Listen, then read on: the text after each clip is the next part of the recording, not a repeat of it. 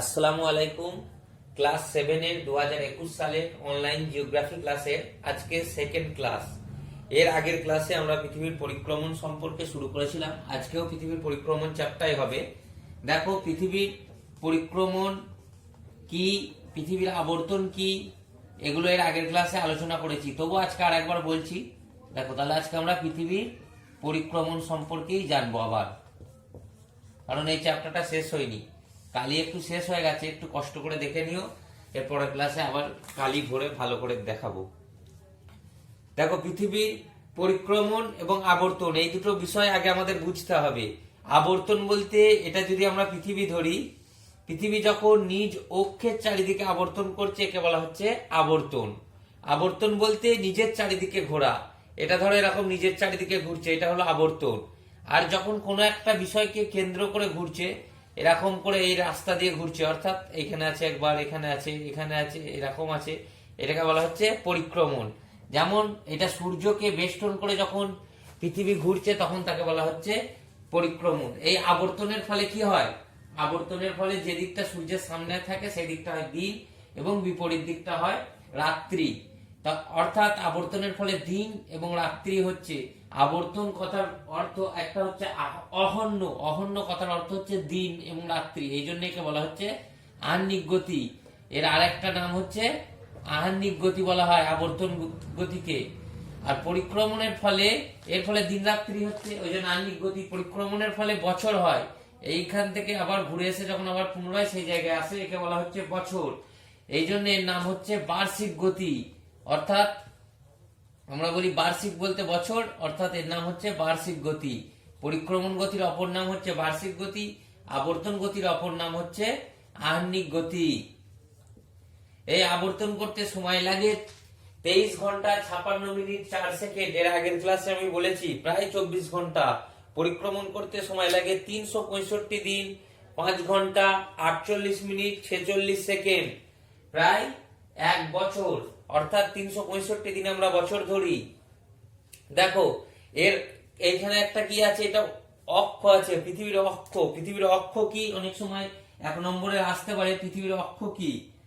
যে কাল্পনিক রেখার চারিদিকে পৃথিবী বেষ্টন করে আবর্তন করছে, যে কাল্পনিক রেখার চারিদিকে যাকে বেষ্টন করে পৃথিবী আবর্তন করছে, যে কাল্পনিক রেখাকে বেষ্টন করে পৃথিবী আবর্তন করছে তাকে বলবো আমরা পৃথিবীর অক্ষ। এর ইংরেজিতে বলা হয় আর্থ এক্সিস। পৃথিবীর অক্ষকে বলা হয় আর্থ এক্সিস, EARTHS, আর্থ মানে পৃথিবীর, এক্সিস AXIS, একে বলা হচ্ছে আর্থ এক্সিস, অর্থাৎ পৃথিবীর অক্ষ। দেখো, এর আগের ক্লাসে বলেছিলাম মহাকর্ষ শক্তি, অর্থাৎ যে শক্তির দ্বারা পৃথিবী তার সমস্ত বস্তুকে নিজ কেন্দ্রের দিকে আকর্ষণ করে একে বলা হয় মহাকর্ষ শক্তি। মহাকর্ষ শক্তি কি? যে শক্তির দ্বারা পৃথিবী সমস্ত বস্তুকে নিজ কেন্দ্রের দিকে আকর্ষণ করে তাকে বলা হয় মহাকর্ষ শক্তি। এই মহাকর্ষ শক্তি আছে বলি আমরা বলেছিলাম একটা বল দেখবে হাত থেকে ফেলে দিলে মাটিতে পড়ে যায়, বলটা সেই জায়গায় থেমে যায় না। তেমন গাছের ফল, ধরো আপেল, কি হয় যখন গাছ থেকে খুলে যায় তখন নিচে মাটিতে পড়ে যায়, সেটা তো গাছেই থেকে যেতে পারতো কিন্তু থাকে না, কারণ এই মহাকর্ষ শক্তি কাজ করে। কিন্তু এই মহাকর্ষ শক্তির একটা নির্দিষ্ট মান আছে, অর্থাৎ এই মহাকর্ষ শক্তির একটি নির্দিষ্ট ক্ষমতা আছে। তার থেকে বেশি ক্ষমতা সম্পূর্ণ যদি কোনো বস্তু হয় তখন আমাদের পৃথিবীর বাইরে কোনো বস্তু চলে যাবে। যেমন আমাদের কৃত্রিম উপগ্রহগুলো রকেটে করে যখন পাঠানো হয়, কৃত্রিম উপগ্রহ বলতে কি, যে উপগ্রহগুলো পৃথিবীর বাইরে ছাড়া হয় যার মাধ্যমে দেখবে স্যাটেলাইট বলে। উপগ্রহের ইংরেজি হচ্ছে স্যাটেলাইট। এই স্যাটেলাইটের মাধ্যমে আমরা সরাসরি কোনো জায়গাকার খেলা বা কোনো জায়গাকার দৃশ্য আমরা দেখতে পাই। আমরা যে লাইভ খেলাগুলো দেখি, ক্রিকেট, ফুটবল, এই খেলাগুলো ধরো অস্ট্রেলিয়ায় খেলা হচ্ছে, আমরা কি করে দেখতে পাচ্ছি? ভারতে বসে কি করে দেখতে পাচ্ছি? এই স্যাটেলাইটের মাধ্যমে, এই কৃত্রিম উপগ্রহের মাধ্যমে। কৃত্রিম উপগ্রহ কোথা থেকে পাঠিয়েছে? পৃথিবী থেকেই পাঠানো হয়। এই কৃত্রিম উপগ্রহগুলো কি করে পাঠানো হয়? পৃথিবী থেকেই রকেটে করে পাঠানো হয়। যদি আমার কোনো, ধরো আমরা একটা বলকে বা কোনো ঢিলকে পৃথিবীর বাইরে পাঠাতে চাই তাহলে কি করতে হবে? 11.2 কিমি পার সেকেন্ডের থেকে বেশি জোরে ছুটতে হবে। তুমি যদি একটা বলকে মাটি থেকে কত 11.2 কিমি পার সেকেন্ড এর থেকে বেশি জোরে ছুড়ে দাও, তাহলে কিন্তু পৃথিবীর বাইরে চলে যাবে ঢিলটা। তাহলে এরকে বলা হয় মুক্তিবেগ। অর্থাৎ যে শক্তি পৃথিবীর বাইরে যেতে সাহায্য করে, অর্থাৎ মহাকর্ষ শক্তিকে অতিক্রম করে, পৃথিবীর যে মহাকর্ষ শক্তি সেইটাকে অতিক্রম করে পৃথিবীর বাইরে যখন চলে যাবে তখন তাকে বলা হচ্ছে মুক্তিবেগ। অর্থাৎ মুক্তি পেয়ে যাবে পৃথিবী থেকে। এই মুক্তিবেগের মান হচ্ছে 11.2 কিমি পার সেকেন্ড। 11.2 কিমি পার সেকেন্ড। এটা কিন্তু অনেক সময় তোমাদের আসতে পারে যে মুক্তিবেগের মান কত, 11.2 কিমি পার সেকেন্ড। এরপরে দেখো আমরা মোস্ট একটা ইম্পর্টেন্ট প্রশ্নে আসি। পৃথিবীটাকে আমি বলেছি পৃথিবী, এইটা হলো সূর্য।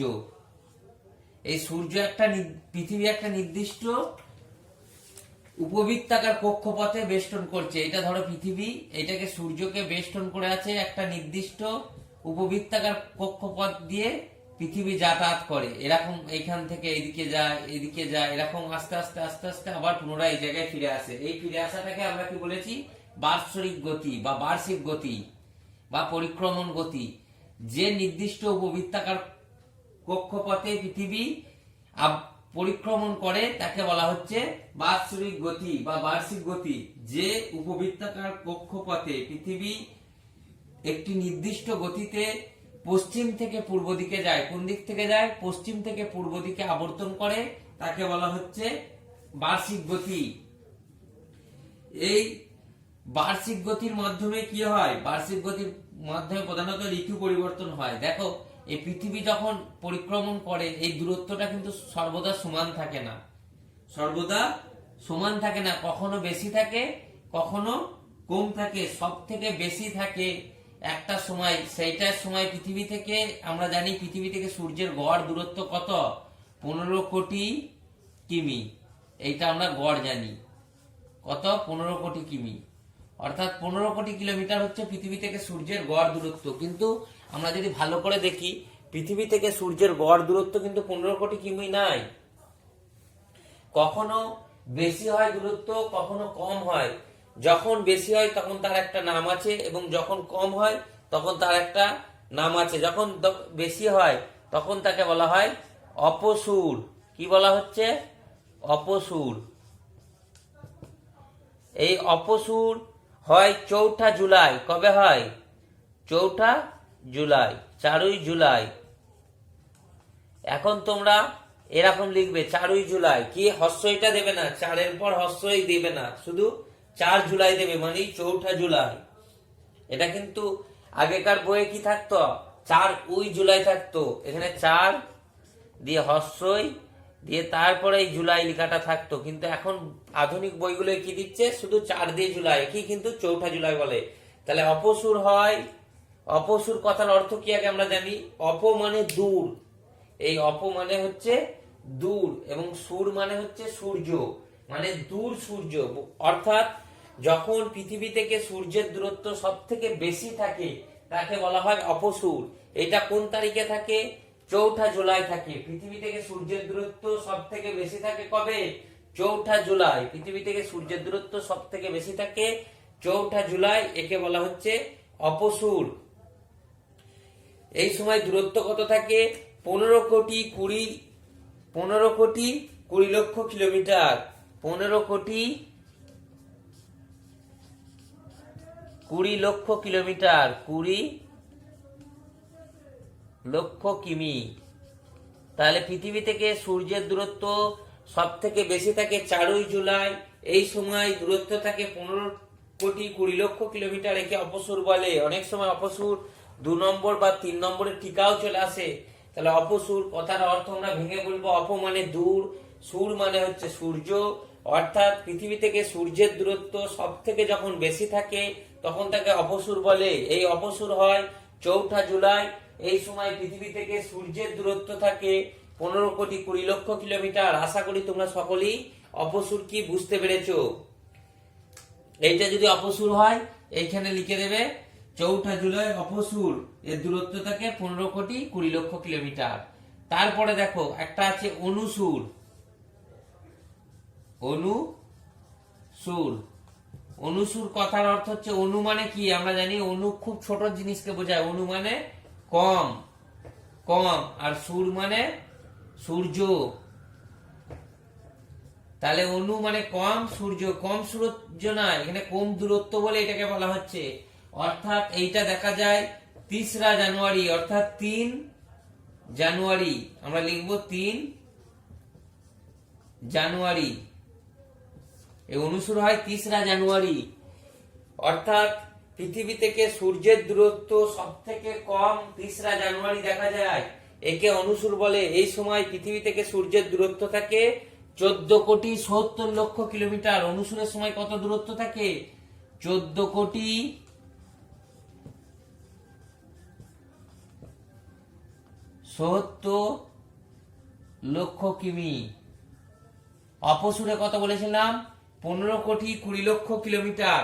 তোমরা এতদিন জানতে যে পৃথিবী থেকে সূর্যের গড় দূরত্ব কত?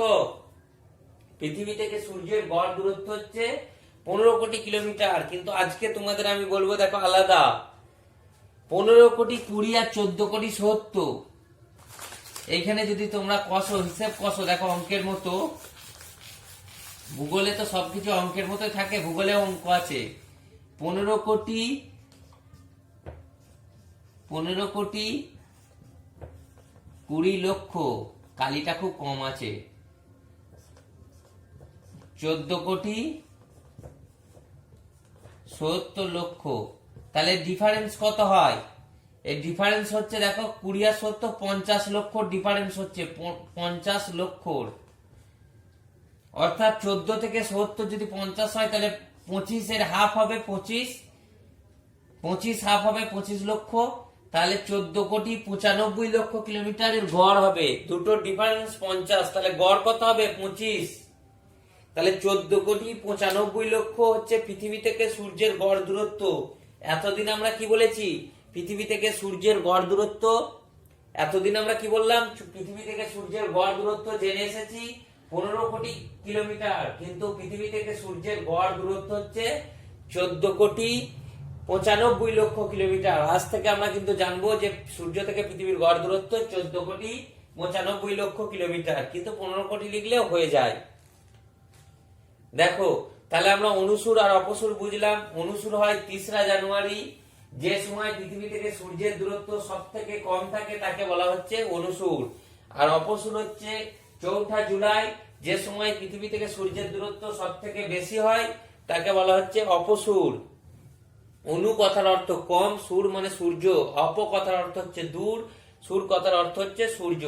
তাহলে পৃথিবী থেকে সূর্যের গড় দূরত্ব হচ্ছে 14,95,00,000 কিলোমিটার। তাহলে আমরা অনুসূর কি অপসূর কি এটা বুঝতে পারলাম। এরপরে দেখো চান্দ্রমাস থাকে। চান্দ্রমাস তোমাদের আসে, চান্দ্রমাস। চান্দ্রমাস, চান্দ্রমাস আমরা কি জানি? পৃথিবীর একমাত্র উপগ্রহ হচ্ছে চাঁদ। এই চাঁদ প্রায় পৃথিবীকে প্রদক্ষিণ করে 28 দিনে, একে চান্দ্রমাস বলে। চান্দ্রমাস কি? পৃথিবীকে চাঁদের একবার পরিক্রমণ করতে সময় লাগে 27 পূর্ণ 1-3 দিন, আমরা প্রায় 28 দিন ধরি, বা 27 দিন 8 ঘন্টা। একে বলা হচ্ছে চান্দ্রমাস, একে বলা হচ্ছে চান্দ্রমাস। অনেক সময় সৌর বছর কি আসতে পারে? সৌর বছর, সৌর বছর পৃথিবী সূর্যকে প্রায় 365 দিনে একবার পরিক্রমণ করে, এই সময়টাকে বলা হয় সৌর বছর। সৌর বছর কি? পৃথিবী সূর্যকে একবার পরিক্রমণ করতে সময় নেয় 365 দিন, একে বলা হচ্ছে সৌর বছর। সৌর বছর এগুলো কিন্তু তোমাদের 1 নম্বরের প্রশ্নে আসতে পারে, মোস্ট ইম্পর্টেন্ট সব প্রশ্ন, ওই জন্য আমি একবার করে বলে দিচ্ছি, তোমরা মনে রেখে দেবে। এরপরে আরেকটা তোমাদের জিনিস পড়ে আজকে শেষ করব। দেখো অধিবর্ষ, অধিবর্ষ কি সেটা পড়াবো। অধিবর্ষ এখন অল্প অল্প পড়াচ্ছি, দিনের দিন পড়া করে নেবে, যাতে পরীক্ষা হলে যদি বলি যে কালকেই পরীক্ষা তোমাদের কোনো অসুবিধা না হয়। দিনের দিন পড়া করে নেবে, ক্লাসগুলো ভালো করে শোনো, এতেই পড়া হয়ে যাবে। অধিবর্ষ একে অনেক সময় লিপ ইয়ার বলা হয়, এর আরেকটা নাম হচ্ছে লিপ ইয়ার।